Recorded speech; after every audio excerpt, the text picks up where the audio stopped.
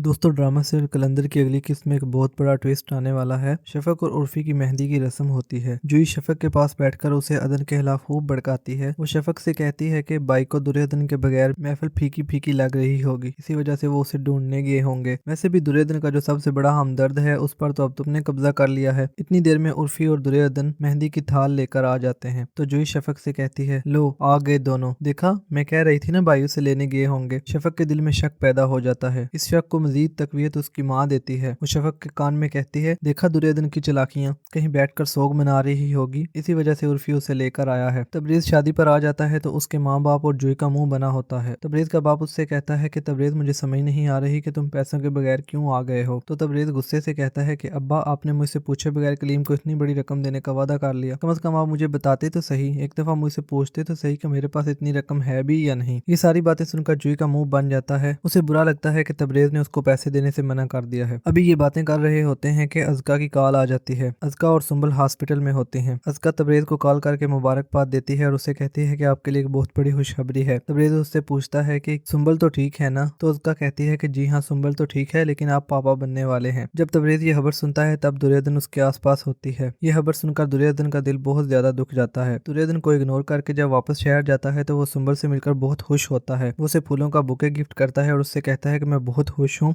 हमें सारी बातें और तलहियां बुलाकर अब नए सिरे से जिंदगी को शुरू करना चाहिए। दोस्तों अब देखते हैं कि दुर्योधन से जो खुशी सुंबल ने छीन ली थी, क्या सुंबल उस खुशी को पा सकेगी। दुर्योधन ने इंसाफ के लिए खुदा पर सारी बात डाल दी थी। जहाँ तक मेरा ख्याल है जो कुछ सुंबल ने दुर्योधन के साथ किया था, अब कुदरत वही सब कुछ सुंबल के साथ करेगी। तब सुंबल को पता चलेगा कि अपनी औलाद को खोना कितना तकलीफ देह है। मजीद जानने के लिए देखते रहिए रिव्यूज विद सुनील।